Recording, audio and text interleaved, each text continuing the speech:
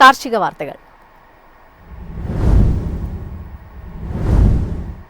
മലബാർ മിൽമ ക്ഷീര കർഷകർക്ക് 7.4 കോടി രൂപയുടെ കാലിത്തീറ്റ സബ്സിഡി അനുവദിച്ചു. മലബാറിലെ 6 ജില്ലകളിലെ സംഘങ്ങളിലെ ക്ഷീര കർഷകർക്ക് ഇതുപ്രകാരം സബ്സിഡി ജൂലൈ മാസത്തിലും തുടരും.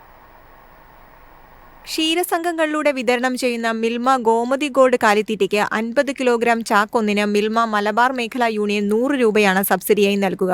കേരള സഹകരണ ക്ഷീര വിപണന ഫെഡറേഷൻ മിൽമ ഗോമതി ഗോൾഡ് കാലിത്തീറ്റയ്ക്ക് ജൂൺ മാസത്തിൽ നൽകി വരുന്ന 100 രൂപ ഡിസ്കൗണ്ട് ജൂലൈ മാസത്തിലും തുടരാൻ തീരുമാനിച്ചിട്ടുണ്ട്. ഇതുപ്രകാരം ജൂലൈ മാസത്തിൽ 50 കിലോയുടെ മിൽമ ഗോമതി ഗോൾഡ് കാലിത്തീറ്റ വാങ്ങിക്കുന്ന ക്ഷീര കർഷകരിലേക്ക് ചാക്കൊന്നിന് 200 രൂപ സബ്സിഡിയായി എത്തിച്ചേരും.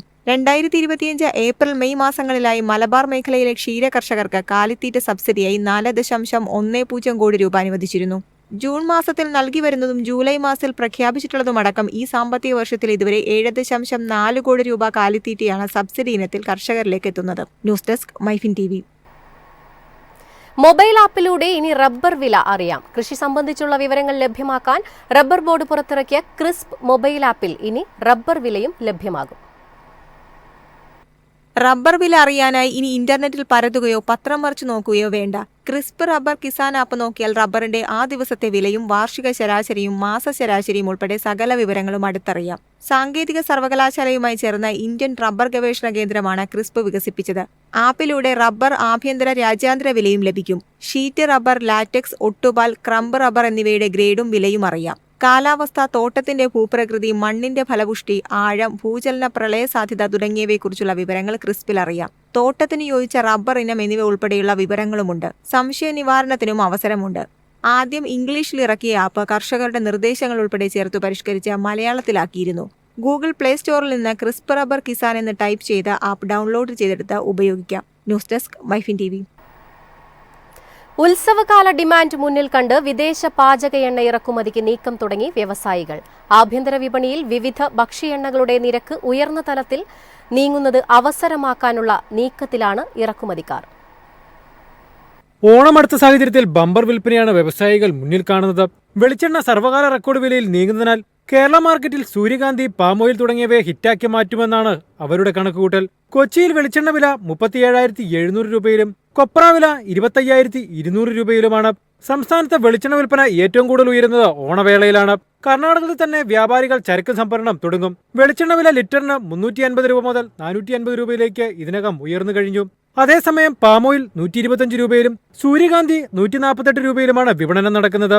ഇതിനിടയിൽ പാമോയിൽ സ്റ്റോക്ക് മുൻവർഷത്തെ അപേക്ഷിച്ച് 50% വരെ ഉയർന്നുവെന്ന ഇന്തോനേഷ്യയുടെ വെളിപ്പെടുത്തൽ കണക്കിലെടുത്താൽ അവർ താഴ്ന്ന വിലയ്ക്കും വിദേശ വ്യാപാരങ്ങൾ ഉറപ്പിക്കാനാണ് സാധ്യത. News desk MyFin TV. കൃഷിഭൂമിയിൽ നട്ടുപിടിപ്പിക്കുന്ന മരങ്ങൾ മുറിച്ചുമാറ്റാൻ കേന്ദ്ര വനം പരിസ്ഥിതി മന്ത്രാലയം പുതിയ ചട്ടം പുറത്തിറക്കി. തടി മുറിച്ചുമാറ്റാനും വാണിജ്യാവശ്യത്തിനായി കടത്താനുമുള്ള നടപടിക്രമം ലഘൂകരിക്കുകയാണ് പദ്ധതിയുടെ ലക്ഷ്യം. കാർഷിക വനവൽക്കരണം പ്രോത്സാഹിപ്പിക്കുന്നതിനൊപ്പം കർഷകരുടെ വരുമാനം ഇരട്ടിയാക്കാനും ലക്ഷ്യമിട്ടാണ് സംസ്ഥാനങ്ങൾക്കായി പൊതുമാർഗരേഖ പുറത്തിറക്കുന്നതെന്ന് മന്ത്രാലയം അറിയിച്ചു. വനത്തിനു പുറത്ത് വൃക്ഷാവരണം വർദ്ധിപ്പിക്കുക വഴി കാലാവസ്ഥാ വ്യതിയാനത്തെ ചെറുക്കാനാകും. അനാവശ്യ നടപടിക്രമങ്ങൾ ഒഴിവാക്കി സ്വന്തം കൃഷിഭൂമിയിൽ കർഷകർക്ക് മരങ്ങൾ നട്ടുവളർത്താനും മുറിച്ചുമാറ്റാനും അവസരമൊരുക്കുക വഴി ഈസ് ഓഫ് ഡൂയിങ് പ്രോത്സാഹനവും ഉദ്ദേശിക്കുന്നു. പുതിയ ചട്ടത്തിന്റെ ഭാഗമായി 2016 തടി വ്യവസായ മാർഗരേഖ പ്രകാരം ഓരോ സംസ്ഥാനത്തും നിലവിലുള്ള സംസ്ഥാന സമിതികൾ കൃഷിഭൂമിയിലെ മരങ്ങൾ മുറിച്ചുമാറ്റുന്നതിൽ തീരുമാനമെടുക്കുന്ന സമിതിയായും പ്രവർത്തിക്കും. അപേക്ഷ പരിശോധിക്കാനും കൃഷിഭൂമിയിലെ തടി കയറ്റി അയക്കാനും ഏജൻസികളെ എംപാനൽ ചെയ്യുന്നതും സമിതിയായിരിക്കും. തടി കയറ്റി അയക്കാൻ ആഗ്രഹിക്കുന്ന കർഷകർ തങ്ങളുടെ കൃഷിഭൂമി നാഷണൽ ടിംബർ മാനേജ്മെന്റ് സിസ്റ്റം പോർട്ടലിൽ രജിസ്റ്റർ ചെയ്യണം. കൃഷി സംബന്ധിച്ച വിശദാംശങ്ങൾ ഇതിൽ അപ്പോൾ അപ്ലോഡ് ചെയ്യണം. ഈ വിശദാംശങ്ങൾ വനം, കൃഷി, പഞ്ചായത്തി രാജ് വകുപ്പുകളിലെ ഫീൽഡ് ഉദ്യോഗസ്ഥർ വിലയിരുത്തും.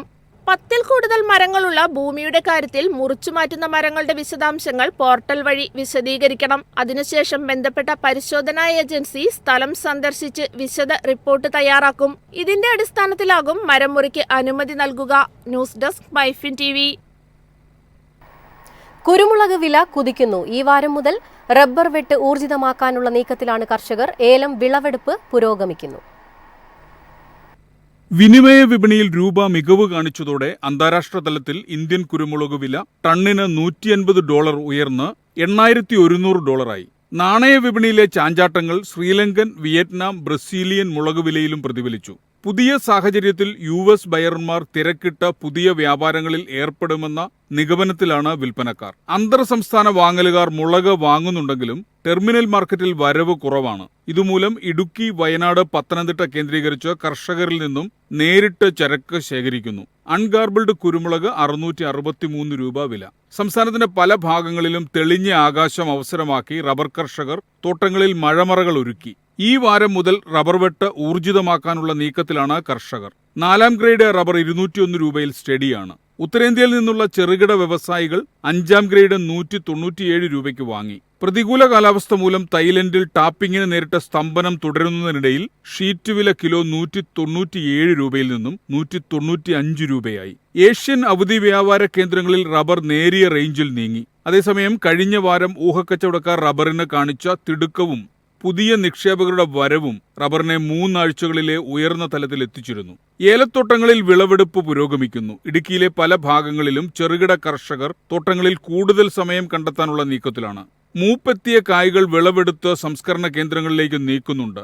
മുഹറം അടുത്തതോടെ വടക്കേന്ത്യൻ സംസ്ഥാനങ്ങളിൽ നിന്നും പതിവിലും കൂടുതൽ ആവശ്യക്കാരുടെ വരവ് മെച്ചപ്പെട്ട വിലയ്ക്ക് അവസരമൊരുക്കാം. കയറ്റുമതിക്കാർ ലേലകേന്ദ്രങ്ങളിൽ തമ്പടിച്ചിട്ടുണ്ട്. പുതിയ ഏലക്കയാണ് അവർ ഉറ്റുനോക്കുന്നത്. ഇന്ന് 2 ലേലങ്ങളിലായി മൊത്തം 66,820 കിലോഗ്രാം ഏലക്ക വിൽപ്പനയ്ക്കെത്തി. News desk MyFin TV. കാണാം കമ്പോള നിലവാരം. ഇന്നത്തെ കമ്പോള നിലവാരം: RSS 4 201, RSS 5 198, ലാറ്റക്സ് 142, ജാതിക്ക 250, ജാതിപത്രി 1800 മുതൽ 2000 വരെ, ഗ്രാമ്പു 800, അടയ്ക്ക 260, കാപ്പിക്കുരു 210, കൊക്കോ പരിപ്പ് 250, കുരുമുളക് ഗാർബിൾ 68,400, കുരുമുളക് അൺഗാർബിൾ 66,400, ഏലക്ക 2,400 മുതൽ 2,500 വരെ, വെളിച്ചെണ്ണ 38,000, കൊപ്ര 25,400, ചുക്ക് 22,500.